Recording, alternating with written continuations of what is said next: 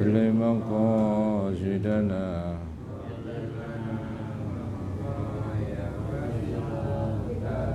والله نسأله التوفيق والظفر لحفظ أسمائه سهلا بلا سأم لمقاصدنا رمضان وسع أسماؤه مئة إلا بواحدة فاحفظ بها تدخل الجنة بالسلام يا رب بلغ مقاصدنا واغفر لنا ما مضى الله رحمننا الرب الرحيم بنا أبعدنا الملك القدوس عن سقمي بلغ مقاصدنا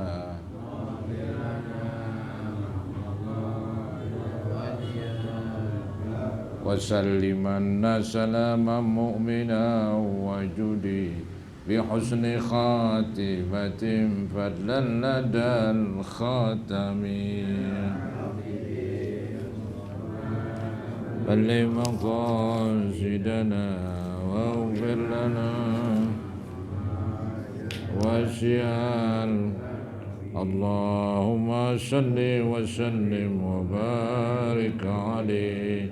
Assalamualaikum warahmatullahi wabarakatuh. Alhamdulillah wassalatu wassalamu ala asyrafil khalqillah Sayyidina wa maulana Muhammad ibn Abdillah wa ala alihi wa ashabihi wa man tabi'ahu wa nasarahu wa wala wa la hawla wa la quwata illa billah amma ba'd. Hadirin dan hadirat jemaah Majlis Ta'lim Birjannah yang saya muliakan, mudah-mudahan kita semua dimuliakan oleh Allah Subhanahu wa taala dan dijauhkan dari segala virus corona, amin ya rabbal alamin. Yang terhormat Ibu Haji Rohani beserta keluarga, syukur alhamdulillah pada malam hari ini kita berkesempatan untuk hadir kembali guna mengikuti pengajian. Mudah-mudahan pengajian ini besar manfaatnya buat kita sekalian. Semoga Allah Subhanahu wa taala memberikan kepada kita ilmu yang bermanfaat dan semoga diampuni kekurangan, kesalahan dan dosa-dosa kita. Amin ya rabbal alamin. Malam hari ini kita melanjutkan kitab Mirqat Su'udi Tasdiq halaman kalau nggak salah 123. Ya, yaitu wan nadru. Ini lanjutan dosa lidah ya, yang sudah, yaitu dosa lidah salah membaca Al-Quran ya. Kemudian dosa lidah minta-minta kepada orang padahal dia mampu, diminta-minta, mampu bekerja tapi dia mau kayaknya enakan begitu, pengen berpangku tangan tapi dapat duit begitu. Ini termasuk dosa ya.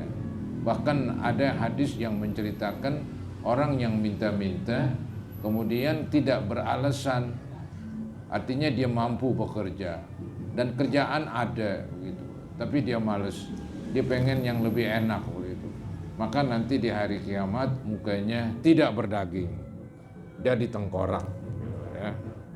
Begitulah ancaman Nabi Muhammad SAW kepada umatnya yang malas begitu. Nah sekarang selanjutnya yaitu wan nadru biqasdi wan nadru huwa iltizamu kurbatin lam tata'ayyan. Dosa lidah yang selanjutnya yaitu bernazar. Loh, emang dosa bernazar? Oh tidak, ntar nih yang dosa yaitu bernazar dengan isi nazarnya jelek, berlawanan dengan agama. Kalau bernazar itu kan biasanya isinya bagus. Nah, diterangkan nih arti nazar. Nazar itu wa huwa iltizamu kurbatin.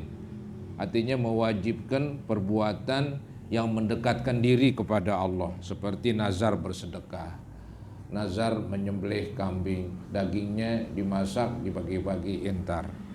Itu namanya iltizamu kurbatin, mewajibkan perbuatan yang mendekatkan diri kepada Allah, lam tata'ayyan, yang tidak wajib. Jadi nazar itu masuk kepada yang tidak wajib. Kalau yang wajib sih nggak butuh dinazarin. Nggak nazar juga emang wajib. Adapun nazar itu sesuatu yang sunat kemudian berubah jadi wajib gara-gara dinazarkan itu. Maka dijelaskan nazar itu wahwa iltizamu kurbatin lam tata'ayyan, yaitu mewajibkan diri berbuat baik, kurbah, mendekatkan diri kepada Allah yang tidak ditentuin, lam tata'ayyan, tidak diwajibkan maksudnya. Ya, jadi berbuat baik, ya. Jadi nazar itu berbuat baik yang tidak diwajibkan. Nah, gara-gara nazar jadi wajib. Maka tuh nazar nggak masuk ke dalam yang mubah.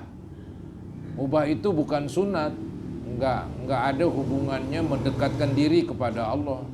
Makan, tidur, nggak ada hubungannya tuh. Taat dengan makan, taat dengan tidur, nggak ada. Ya, secara dasarnya begitu. Orang tidur ya tidur biasa aja. Ya kecuali memang dalam agama ada tuh ditingkatkan, dia tidur supaya ntar malam ada pengajian nggak ngantuk misalnya. Tidurnya dapat pahala begitu. Tapi tetap dia mubah. Ya, ada ente mau tidur siang, boleh. Enggak pun boleh. Cuman kalau dimasukin niat yang bagus, jadi berubah yang sunat.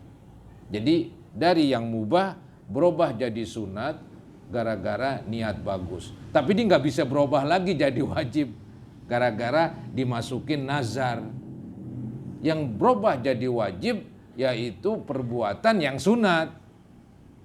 Ya, kalau tadi kan tidur kan mubah, makan mubah, bukan sunat ya. Emang naik begitu kalau diniatkan yang bagus, tapi nggak bisa berubah lagi, lebih tinggi lagi pangkatnya menjadi wajib gara-gara nazar. Nazar ini hanya masuk pada yang sunat begitu. Ya.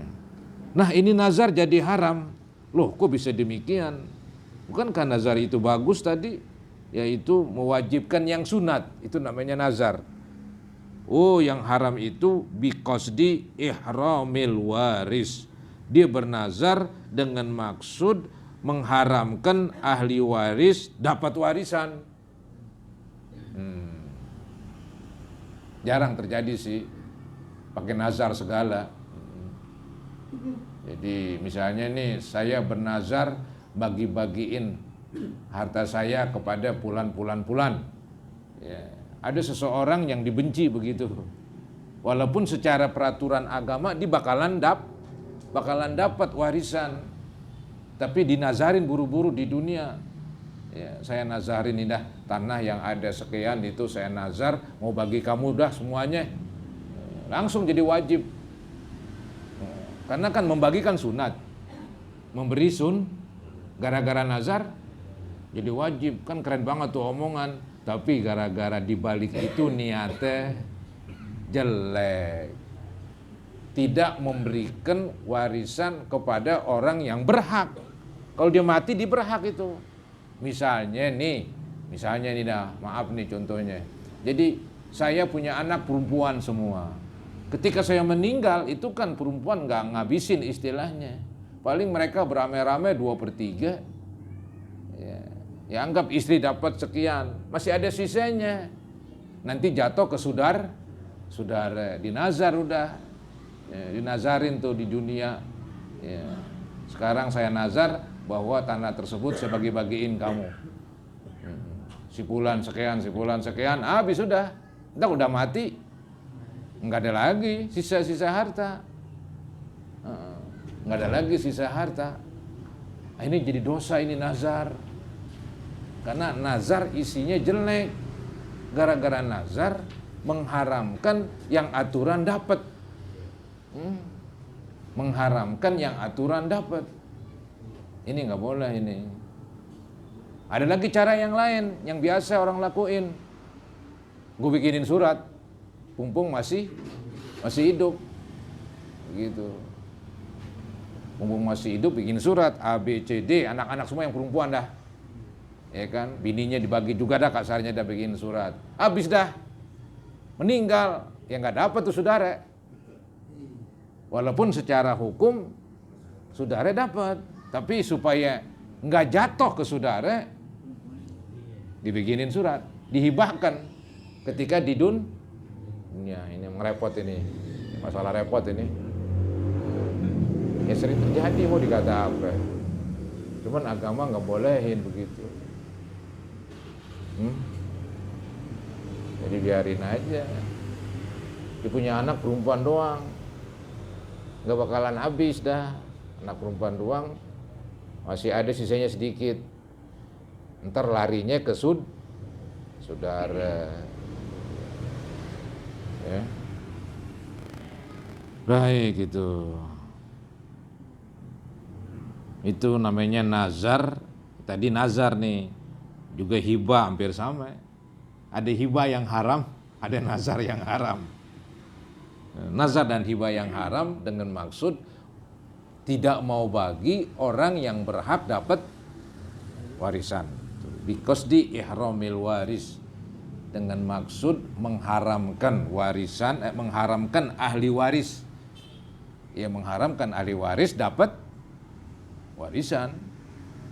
Because di ihramil waris ay man'ihi minal irthi, yaitu mencegahnya dari warisan. Mencegah dari warisan, maka dia bernazar. Gitu.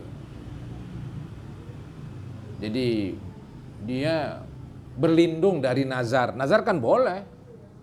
Nazar kan bagus. Ketika dia bilang, wah tuh nggak boleh. Lah kan gue nazar. Cuman kan secara dibalik hati orang itu udah ketahuan itu, yang tahu ya Allah lah. Niatnya supaya yang aturan dapat nggak dapat, ya begitu dah. Ini apa adanya ini. Kemudian termasuk dosa lidah, watarkul wasiyah, meninggalkan wasiat. Apa itu wasiat? Diterangkan. Wahia itsbatu tasarrufin mudhafin lima ba'dal maut. Wasiat adalah menetapkan suatu perbuatan yang disandarkan kepada setelah mati. Menetapkan suatu perbuatan. Ya. Maksudnya nih, dia mengatakan nanti kalau saya meninggal berikan harta sekian-sekian kepada anak yatim atau kepada para janda, atau disedekain, atau kalau saya mati bikinin tahlilan 7 hari, ya, bagiin orang berkat yang gede-gede, duit gua ada bakal apaan, kan begitu kasarnya ya. Itu wasiat wajib dijalanin tuh, wajib dijalanin. Ya. Apalagi punya anak kecil-kecil. Anggap saya punya anak kecil-kecil. Kalau saya mati, itu anak yang kecil namanya anak yatim. Ketika saya mati, otomatis anak yatim dapat warisan. Kalau dipakai buat bikin berkat, buat ngasih orang, sama aja katanya makan harta anak yatim. Bagaimana menghindar dari itu? Itu ada jalan keluarnya. Kita berwasiat. Begitu. Kita berwasiat. Jadi nanti tuh yang datang makan kayaknya halal tulen udah. Kalau kita nggak berwasiat, tahu-tahu dikeluarin aja, tuh anak-anak masih kecil, berarti ngeluarin harta anak yatim. Walaupun yang ada yang paling gede, begitu. Tapi kan yang lain masih kecil, mau diminta pendapatnya masih kecil, ya, dikeluarin juga, berarti mengeluarkan harta anak yatim. Maka cara yang paling cakep itu diterangkan dalam kitab fikih itu oleh Imam Bajuri. Cara yang paling gampang berwasiat. Anggap kita punya anak kecil-kecil, duit ada. Kita nih supaya mulu semuanya, enak di kita, enak di anak yatim, enak di orang, kita wasiat. Nanti kalau gue meninggal, bikinin acara. Ya, tahlilan. Bagiin orang tuh berkat. Misalnya, halal tulen udah. Itu kita boleh berwasiat maksimal sepertiga dari keseluruhan harta. Ya nggak ada lah sepertiga. Sepertiga kan gede. Ya sepertiga gede. Itu dibolehkan dalam agama. Wasiat itu boleh dilaksanakan ya bila mana tidak melebihi sepertiga. Anggap dia berwasiat, nanti kalau gue mati bagiin orang 100 juta misalnya.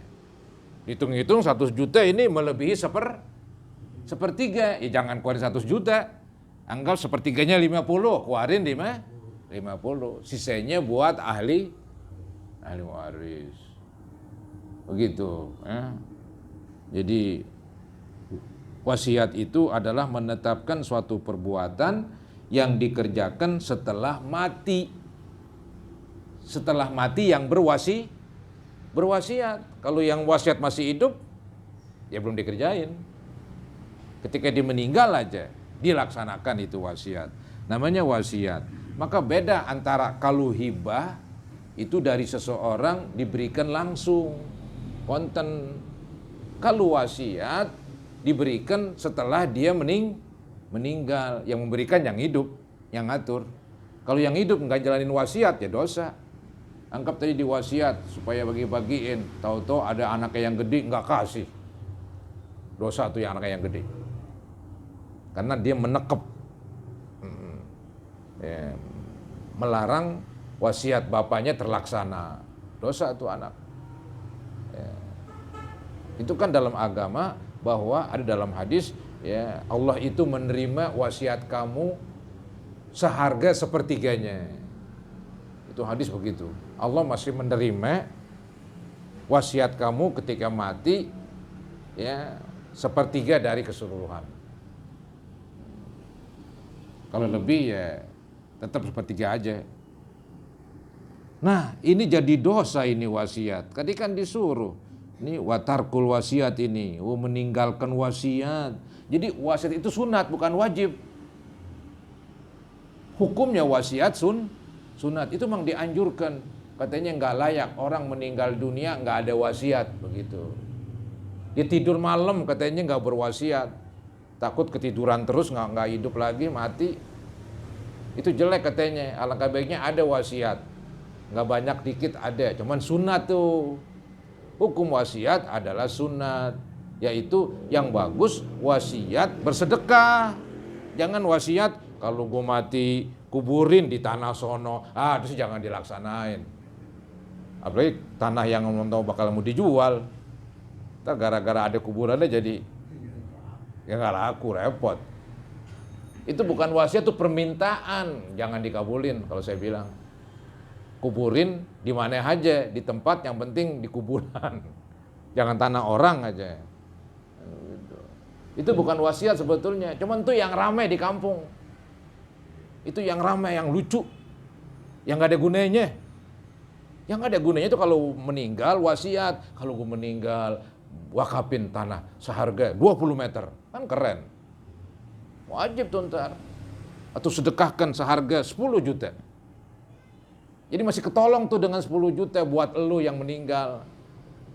Kalau lu nggak wasiat ya udah semuanya buat ahli waris. Emang buat dia melulu. Itu yang capek nyari. Nggak bagus cara begitu. Berwasiatlah katanya, nggak banyak dikit. Ada. Ya. Nah ini dia meninggalkan wasiat. Kan kalau ninggalin wasiat nggak dosa sebetulnya.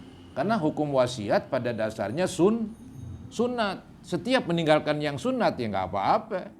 Kayak saya meninggalkan sholat ba'diyah atau qobliyah nggak apa-apa. Kecuali sholat wajib. Loh ini kok jadi haram? Gara-gara dia punya utang. Dia nggak wasiat, tinggal bilangin. Dia punya utang di sono. Dia nggak wasiat sama keluarganya. Ntar hak orang jadi terbengkalai, hak orang jadi bisa hilang. Mungkin yang punya duit itu yang dipinjam, ya malulah atau apalah, atau dilupa juga. Dilupa juga berapa duit ya, di ngutang sama gue lupa dah. Gitu. Nah, yang ngutang nggak berwasiat, coba yang ngomong, gua ngutang sama toko raja sekian, meninggal blek, nah bayar. Kalau diam aja dosa tuh, bininya nggak tahu, anaknya nggak tahu, padahal dia punya utang, dan duitnya ada warisannya, dia diam aja. Mesti dibilangin kalau utang tuh sama bini sama anak, bilangin. Sewaktu-waktu kita nggak ada umur, tahu semua, lunasin. Kan tahu sendiri itu, kalau orang mati punya utang nggak kebayar, nyawanya digantungin sama utang. Nggak naik ke atas kayak balon, gantungin batu. Nah, coba nggak ada gantungan itu balon, kabur ke atas, nyawa begitu juga katanya. Nah, begitu. Nih, tarkul wasiyah wahya isbatu tasarrufin mudofin lima ba'dal maut bidainin, meninggalkan wasiat tentang meninggalkan wasiat dengan utang, dengan dia punya utang. Au ainin, ini kurang la di sini nih, maka saya bingung nih apa ini. Ainin ya'lamuha ghairuhu, cari, wah kurang la. Au ainin la ya'lamuha ghairuhu. Ya. Jadi tadi meninggalkan wasiat itu dosa, meninggalkan wasiat dengan punya utang, bilangin dengan meninggalkan. Atau meninggalkan wasiat juga, au ainin, gara-gara ada benda, barang, la ya'lamuha ghairuhu, tidak diketahui oleh selain dia. Mungkin dia minjem barang kali sama temen, minjem sesuatu sama temen, yang tahu cuman dia doang sendiri, orang lain nggak tahu, dia meninggal, ya ampun. Ntar kata anaknya ini warisan semua, padahal barang punya orang lain diboleh minjem. Nah ini dia dosa dia tuh. Jadi kalau kita pakai barang orang, kita bilangin keluarga, takut mati mendadak, nggak ada yang tahu. Ketika nggak ada yang tahu, kata anak ini warisan udah. Jangan-jangan yang punya ini punya gue nih. Oh apaan? Ini punya bapak saya. Gara-gara bapaknya nggak ngomong. Bisa jadi begitu, jadi perang jadinya.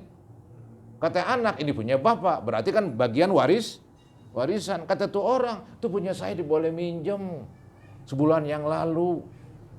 Begitu. Wah enggak nih, bapak kan ada di rumah, berarti nih punya bapak diboleh beli. Aduh. Itu gara-gara dia minjem sesuatu atau punya barang sesuatu, cuman bukan milik dia. Yang tahu dia sendiri, orang lain nggak tahu. Orang lain nggak tahu. Emang serba salah ini. Dan yang parah lagi nih, ya serba salah, ada orang ngaku-ngaku malah, nggak ada bukti. Bilang, bapak lu minjem duit sama gua 20 juta, padahal nggak ada bukti. Ini anak bagaimana dah? Pusing udah. Kalau nggak bayar, takut bener dipinjam gitu yang ngutang. Kita mau bayar, jangan-jangan tuh orang bohong. Apalagi zaman sekarang, zaman bohong, zaman hoax, katanya. Kan serba salah. Maka dari itu ngomong, kalau punya utang ngomong, kalau enggak udah. Ntar ada orang yang ngadi-ngadi, ya ketawain aja. Ada juga yang ngadi-ngadi. Kenal ngadi-ngadi begitu? Iya, nakal tuh ada orang ngaku-ngaku, bapak lu punya utang sekian, padahal nggak ada. Dia mau ngarah, ngambil, menipu. Manusia kan macam-macam lagunya. Orang nyari duit macam-macam, yang nyolong bener-beneran, ada yang nipu. Ya. Kan main nih dunia. Maka harus hati-hatilah hidup. Ya. Jadi ini ceritanya dia meninggalkan wasiat, nggak bilang ya terhadap barang yang bukan milik dia, entah dia minjem, entah disuruh pakai dulu, entah apalah, pokoknya bukan milik dia. Yang tahu dia doang. Dikatakan la ya'lamuha ghairuha, tidak mengetahui barang itu ghairuhu, selain dia.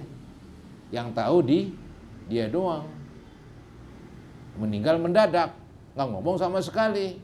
Ya udah, itu harta di rumah dia, anak-anaknya akuin sebagai warisan. Begitu. Kemudian wal intima ayil intisab. Dosa lidah yang lain, ini di soal lidah nih digolongkan lidah karena emang ngomong dia. Dia nggak ngomong, mesti ngomong tuh wasiatnya. Nah ini dosa lidah juga, wal intima ayil intisab ila ghairi abihi, yaitu bernasab kepada bukan bapaknya. Bernasab kepada bukan bapaknya.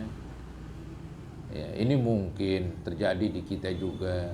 Seorang bapak, seorang ibu miara anak orang. Bukan anak orang-orangan lah, kan begitu. Anak orang dipiara. Kemudian anak orang dipiara dinamain, dimasukin ke dalam kartu keluarga dah. Ya udah terus bin yang mungut, bin yang melihara. Bin yang melihara begitu. Anggaplah orang tua asli datang, dia nggak akuin, barangan aja lu. Gue anak si Fulan tuh, latin KTP gue. Padahal sih enggak, bukan anak dia cuman ngurusin doang. Nah kalau sengaja begitu haram. Kalau sengaja, kalau dia nggak tahu ya apa-apa buat. Dia dari kecil nggak pernah dibilangin, oh dia anak si Fulan. Yang ada di KTP, di kartu keluarga, anak dia. Ya. Tahu-tahu ada yang bilangin, lu kan anak si Fulan. Wah apaan, gak bisa dong begitu. Masih pantas tuh anak. Tapi dia kan udah dewasa, dia harus mencari kudunya. Tanya orang yang tua-tua. Bener pak, saya anak dia. Gak puas lagi, nanya lagi. Terus begitu, berapa orang kayak. Nah, kalau semuanya orang bersaksi begitu, lu mau lari kemana dah? Ya udah, nerima. Jadi tuh bapaknya yang meninggal, bapak angkat. Ya nggak apa-apa sih ngurusin orang, cuman jangan sampai merubah garis keturunan yang bukan keturunan. Ini yang disebut wal intima ayil intisab, yaitu bernasab ila ghairi abihi, kepada yang bukan bapaknya. Ini kan ramai di Jakarta, artinya hampirlah banyaklah orang memelihara anak. Cuman yang repot itu tadi, susah emang nih. Ya, kalau dari pertama diberitahu sih nggak apa-apa, emang dibilangin. Ada yang datang ke rumah saya ngomong begini, Pak Ustadz kalau saya bilangin sekarang, ntar dikaget dong. Tuh anak udah dewasa, udah remaja, perempuan. Kalau dibilangin, ntar bagaimana? Ya itu istilahnya, caranya nanti bagaimana, yang penting mesti dibilangin. Kalau enggak dia yang dosa tuh bapak. Mesti dibilangin apapun yang terjadi. Tapi kan ada cara bagaimana. Ya mungkin kalau orang udah dewasa, kuat mentalnya. Ya kuat lah. Ya, mungkin dia sudah dewasa bilangin bahwa sebenarnya Neng ini bukan anak bapak begitu. Bapak dulu ngurusin kamu dari bayi. Ya, sedangkan bapak kamu si Anu kalau ada. Kalau nggak ada ya mungkin dulu gue boleh mungut di jalanan lu misalnya. Nah, ya nggak apa-apa. Jadi nggak ada bin. Enggak, kalau benar-benar maksudnya benar-benar mungut di jalanan. Jangan bilang nggak ada bapaknya. Maksudnya yang benar-benar nggak ada bapaknya, dia boleh mungut di jalanan, dia bilang mungut di jalanan. Yang ada bapaknya mesti bilangin bapaknya. Begitu. Kan ada juga kan anak bayi dibuang di sampah. Iya, nah kita pungut kita besarkan, kita rawat. Entar udah gede ya bilangin, lu dulu gue pungut di sampah. Ya. Tapi alhamdulillah lu sudah besar sekarang. Wali hakim, ya, gampang aja udah. Wali hakim udah, wali KUA, gitu. Wal intima ayil intisab yaitu bernasab ila ghairi abihi, kepada bukan bapaknya, au ila ghairi mawalihi, atau bernasab kepada yang bukan majikannya, bekas majikannya.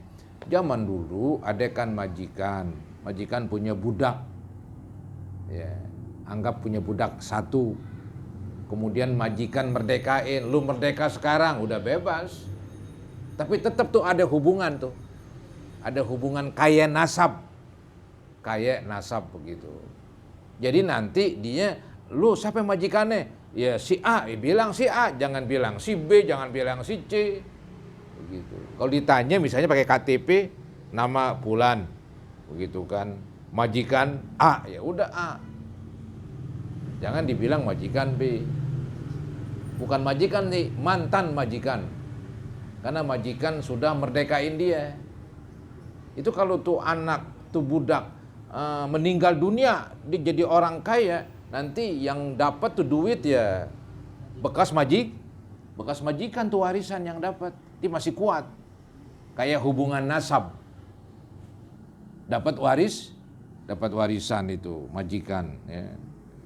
Maka untuk itulah nggak boleh seorang budak yang dimerdekakan kemudian ngaku-ngaku kepada yang bukan bekas majikan.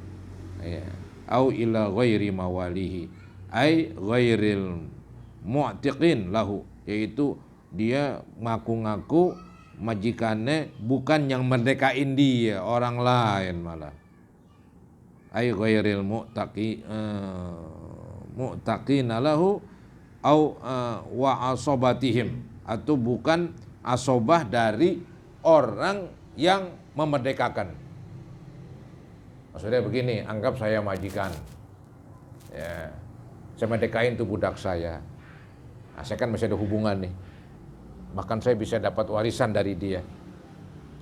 Nah kalau saya meninggal, lari ke anak saya, begitu. Ya, kalau saya meninggal tuh warisan lari jatuh ke anak saya. Itu asobah saya namanya. Jadi kesimpulannya, kalau budak dimerdekakan, maka dia bersandar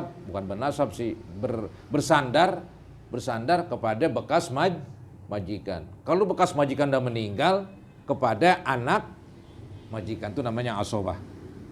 Wa asobatihim. Qala sallallahu alaihi wasallam, bersabda Nabi Muhammad sallallahu alaihi wasallam, la'anallahu man intasaba ila ghairi mawalihi. Allah mengutuk manusia atau orang yang bernasab kepada yang bukan bekas majikan. Yang tadi itu sudah diterangkan. Wa qala sallallahu alaihi wasallam. Jadi ini hadisnya ini mengutuk. Jadi ini dosa besar ini. Ini berat. Ya, pakai mengutuk itu berat sudah. Wa qala sallallahu alaihi wasallam, man idda'a ila ghairi abihi. Siapa-siapa yang mengaku-ngaku kepada yang bukan bapaknya. Ngaku-ngaku dia. Berarti dia tahu nih, dia bukan itu, si Fulan bukan bapaknya. Tapi tetap aja dia ngaku-ngaku, gua nih bapak gua si Anu. Padahal udah dibilangin bapaknya si Fulan tuh. Tapi ngaku-ngaku aja tetap sama orang bapaknya si Anu. Padahal si Anu cuman ngurusin doang. Nah ini ngaku-ngaku kepada yang bukan bapaknya. Manidda'a ila ghairi abihi. Siapa-siapa yang mengaku-ngaku kepada yang bukan bapaknya. Awintama ila ghairi mawalihi, atau dia bersandar kepada yang bukan bekas majikannya. Fa'alaihi la'natullah, maka atas orang itu kutukan Allah, wal malaikati, kutukan malaikat, wan nasi ajmain, kutukan seluruh manusia. La yaqbalullahu minhu yaumal qiyamah, tidak diterima dari orang tersebut yang ngaku-ngaku, tidak diterima di hari kiamat sorfan, yaitu ibadah wajibnya, wala adlan, dan tidak diterima ibadah sunatnya. Berat udah. Jadi kasihan juga tuh anak. Ya, maka beritahu kedudukan hukum agama, biar ditahu. Ya, kamu bukan anak saya cuma ngurusin doang. Lu nggak boleh ngaku-ngaku ntar anak gua dosa, begitu. Tetap kalau ditanya binnya bin bapak asli. Ya, tetap bin bapak asli. Jangan bin yang ngurusin. Ya. Itu berbahaya. Ya. Ruwahu syaikhan. Kemudian lagi. Wal khutbah ala khitbati akhihi. Halaman selanjutnya tuh 1, 2, 4. Ya. Wal khitbah ala khitbati akhihi, begitu, bukan wal khutbah. Wal khitbah ala khitbati akhihi. Khitbah itu melamar. Melamar atas lamaran orang lain. Itu perempuan udah dilamar sama si A, ini si B nyelonong aja. Ini ngajakin perang ini. Haram hukumnya. Membuat sakit hati orang yang melamar. Mentang-mentang lu lebih hebat, kan udah lamar, lu nggak denger, udah setuju.